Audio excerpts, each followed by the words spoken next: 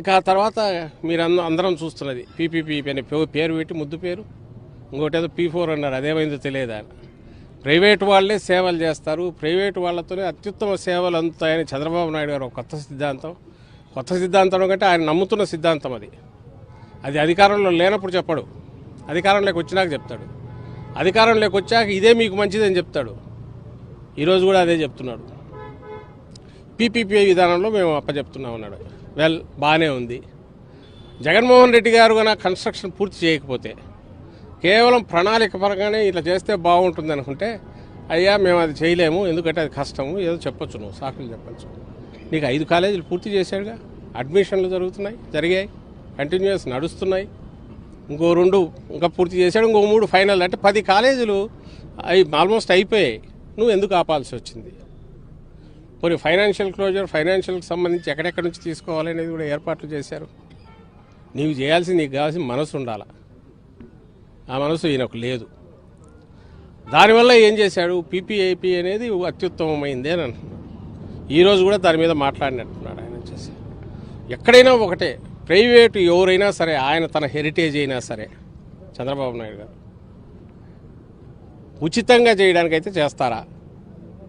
నిజంగా చేసేవాళ్ళు ఎవరన్నా ధర్మాత్ములు ఉంటే, వాళ్ళ డీప్ పాకెట్స్ అంటే కావాల్సినంత ఆస్తుల్ని బాగా సంపాదించి సర్ప్లస్ ఉంటే పెట్టేవి ఉన్నాయి. చారిటీ హాస్పిటల్స్ ఉన్నాయి, పెద్దవి కూడా ఉన్నాయి.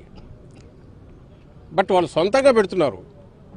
నీ హాస్పిటల్ మేనేజ్మెంటో లేక అక్కడ వచ్చి అడ్మినిస్ట్రేషన్ చూసుకోవడమో అవుట్ సోర్సింగ్ లాగానో వచ్చి, ఒక హౌస్ కీపింగ్ కదా అవుట్ సోర్సింగ్ వచ్చినట్టు ఎవరు చేయట్లా. ఇంకెవరు వస్తారంటే వాడు రూపాయి పెట్టకుండా, లేదా రూపాయి పెట్టి 10 రూపాయలు ఎట్లా, 20 రూపాయలు ఎట్లా, 50 రూపాయలు ఎట్లా సంపాదించాలనేది వస్తారు. స్కామ్ అది, మామూలు ఇది కాదు ఇప్పుడు ఏం చేస్తున్నది. ఇది దాన్ని తను ఏదైనా చెప్పచ్చు చంద్రబాబు నాయుడు గారు దీనికి సంబంధించి. ప్రతి ఒక్కరికి తెలుసు, విత్ రికార్డు అందరికీ తెలుసు, జనం లేకపోతే ఎట్లా స్పందన వస్తుందని. ప్రైవేటీకరణకు వ్యతిరేకంగా, ప్రభుత్వ వైద్య కళాశాలల ప్రైవేటీకరణకు వ్యతిరేకంగా మొత్తం ఆంధ్రప్రదేశ్ మొత్తం ఒక రెఫరెండం లాగా, బహుశా హిస్టరీలో, అట్లీస్ట్ ఇటీవల హిస్టరీలో మనకైతే ఫస్టే. ఎందుకంటే ఏపీ చీలిన తర్వాత ఇది ఫస్టే. ఎప్పుడో ఉమ్మడి రాష్ట్రంలో ఒకసారి 80sలో ఎప్పుడో అన్నారు, కానీ జరిగింది. కానీ సమసమాజం కావాలనుకునే వాళ్ళు ఉన్నారు. ఈ ఇన్ఈక్వాలిటీస్ తగ్గితే చాలు, వైద్యం ఇంత కాస్ట్లీ తట్టుకోలేమనేది ఉన్నారు. అలాంటి వాళ్ళు ఉన్నారు, వాళ్ళు సంతకాలు చేశారు. అయినా ఈ రోజుకు చంద్రబాబు నాయుడు గారు ఏమంటున్నారంటే, కొంచెం తగ్గి ఈరోజు నాకు ఆయన మాటల్లో కనపడింది, ఒక ఎక్స్ప్లెనేషన్ లాగా ఏదో ఇవ్వబోతున్నాడు.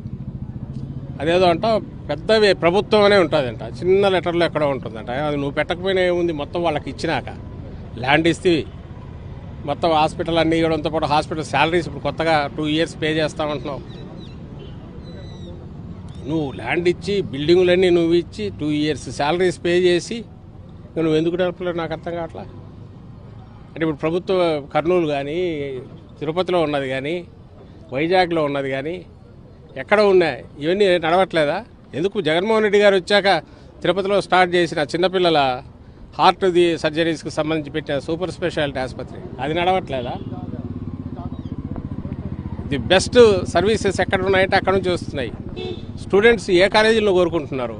ఫస్ట్ ప్రిఫరెన్స్ గవర్నమెంట్ కాలేజీలు, మెడికల్ కాలేజీలు కోరుకుంటున్నారు. ఎందుకు?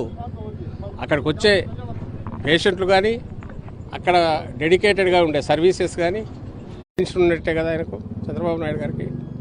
తాను ఒరిజినల్గా ప్రైవేటీకరణను అవసరం లేకపోయినా సరే సపోర్ట్ చేసి నెత్తిన పెట్టుకునే రాజకీయవాది, లేదా అలాంటి ఆలోచనలు కలిగిన వ్యక్తి.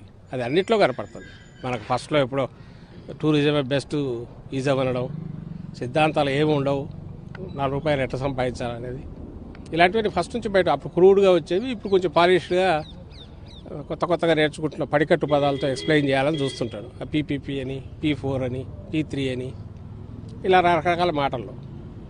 ఈరోజు దీన్ని ఇలా చేయబోతున్నాడు. మిగిలినవి నువ్వు చేస్తే అక్కడ స్కాము, బిజినెస్కు సంబంధించి నువ్వు ఏదో వెనక్కు ఎక్స్పెక్ట్ చేసి కిక్ బ్యాక్స్ కోసమో ఇంకోటి చేస్తున్నావు అనుకోవచ్చు. ఇది ప్రజల ప్రాణాలకు సంబంధించింది. వైద్యం అనేది ప్రజల ప్రాణాలకు సంబంధించింది. దాంతో చెలగాటమాడుతున్నాడు. ఆల్రెడీ వాస్తవానికి తీసుకునేదానికి రికార్డులో లేకుండా మళ్ళీ ఫీజులు వసూలు చేయడమే అందరికీ తెలిసిందే. దాన్ని అందరూ చేస్తున్నారు, దాన్ని బలవుతున్నారు జనం కూడా, ఏమనలేరు. అదే ప్రభుత్వంలో అయితే అది కుదరదు. వైద్య సేవలు ఉచితంగా వస్తాయి. ఈరోజు ఏమంటున్నాడు, 100% అవుట్ పేషెంట్ ఫ్రీ అంట, 70% ఇన్ పేషెంట్ దాంట్లో కూడా ఉచితం అంట. అసలు ఎవరికి చెప్తున్నావు ఇవి? నువ్వు కొత్తవి కడుతుంటే ఇగో నేను పెట్టి పీపీపీ మీద ఇస్తున్నా, దీంట్లో ఇట్లుంటుంది, మొత్తం ఇవ్వలేను కాబట్టి ఈ మేరకు ఇది తీసుకొస్తున్నా అని చెప్తే ఏదో కొంతమంది అన్నా ఈయన ఏదో ప్రయత్నం చేస్తున్నాడు అనుకుంటాను. జగన్మోహన్ రెడ్డి గారు ఆల్రెడీ ప్రూవ్ చేసిన దాంట్లో అవసరం లేదు, ప్రభుత్వమే నడపచ్చు, ది బెస్ట్ ఫెసిలిటీస్ ఇవ్వచ్చు, బెస్ట్ ట్రీట్మెంట్ ఇవ్వచ్చు, బెస్ట్ ఫ్యాకల్టీని తయారు చేసుకోవచ్చు అని ప్రూవ్ చేశాక మెడికల్ కాలేజీలు వీటిని పెట్టడం ద్వారా లేదా వైద్య టీచింగ్ హాస్పిటల్స్ని ఇచ్చేశాక నువ్వు ఈరోజు మళ్ళీ పక్కకు పోవడం అంటే ఖచ్చితంగా ఇది పెద్ద కుంభకోణం. మామూలు ఇది కాదు. రెండవ కుంభకోణం, శాలరీస్ 2 years పే చేస్తాను. అసలు నువ్వు నడపడానికి నువ్వు వదిలేయడం కాకుండా ఎదురిచ్చి ఒక పక్క డబ్బులు లేవంటున్నావు. మళ్ళీ ఇప్పుడు ఈ 10 మెడికల్ కాలేజీలు అంటే సంవత్సరానికి 800 కోట్లు ఖర్చు అవుతుంది. కాలేజీకి 80 కోట్లు అనుకుంటే 800 కోట్లు 10 కాలేజీలకు నెల సంవత్సరానికి. మరి 2 ఏళ్లకు నువ్వు ఇచ్చేది ఎంత? 1600 కోట్లు. మరి కాలేజీలు పూర్తి కావా? ఎందుకు చేయలేకపోతున్నావు? ఇవి లేకుండా నువ్వు కార్పొరేట్ వైద్యము, కాస్ట్లీ వైద్యం దాన్ని ఎట్లా కంట్రోల్ చేస్తావు? ఈరోజు ఒక ట్రీట్మెంట్ కొత్తది వచ్చిందంటే అది 1 లక్షనా, 5 లక్షలా, 10 లక్షలా నాకు తెలియదు. వాళ్ళు ఎంత చెప్తే అంత నేను కట్టాలి, ఎందుకంటే మనకు ఐడియా ఉండదు. ఆ చెక్స్ అండ్ బ్యాలెన్సెస్లో ఆ చెక్ చేయగలిగిన సిస్టమ్ ఏదంటే ప్రభుత్వం వైద్య సేవలు. ఇంకా ఇక్కడ మొదలుపెట్టినాయని నాకు అనుమానం.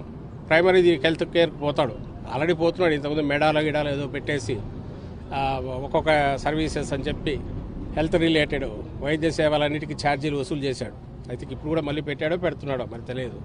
అవి వస్తాయి. పిహెచ్సీలు కూడా వీటికి అటాచ్డ్ అని చెప్తాడు. అంటే ఎంటైర్ వైద్యం దీనికి సంబంధించినంత వరకు ప్రైవేట్ చేతులు లేకపోతుంది. మన ఎకానమీలో ప్రైవేటు ఉండడం అనేది, వాళ్ళు బిజినెస్లు చేసుకోవడం అనేది అది part of our market economy. India accept చేసింది, దాన్ని ఎవరు కాదనట్లా. బట్ లాభం లేకుండా రారు అని తెలిసి వాళ్ళకు నువ్వు లాభం ఇచ్చి నువ్వు ఎక్కడెక్కడో 1000 కోట్లు ఇంకో చోట కుమ్మరిస్తా, ఇక్కడ అవసరమైన దీనికి మీ రిమైనింగ్ అవసరమైన 1000, 2000, 3000 కోట్లు, అది కూడా ఒకసారి కాదు 5-6 ఏళ్ళలో ఖర్చు పెట్టగల దాన్ని నువ్వు పెట్టలేదంటే చంద్రబాబు నాయుడు గారు రాష్ట్రానికి ద్రోహం చేస్తున్నాడు. రాష్ట్రానికి, రాష్ట్ర ప్రజలకు తీరని ద్రోహం చేస్తున్నారు. ఆయన సేవలు చేస్తాడు లేదు కాదు, సేవలు చేయనక్కర్లా, ద్రోహం చేయడం మాత్రం మహాపాపం. మనిషి అయినా కొంచెం భయము ఏదో ఒకటి ఉండాలి, ఒంట్లో భయం అన్నా ఉండాలా, అయ్యో నా వల్ల ఇంత నష్టం జరుగుతుంది అని ఉండాలా, పాప భీతి అన్నా ఉండాలా. ఈ రెండు ఆయనకు ఉన్నట్లు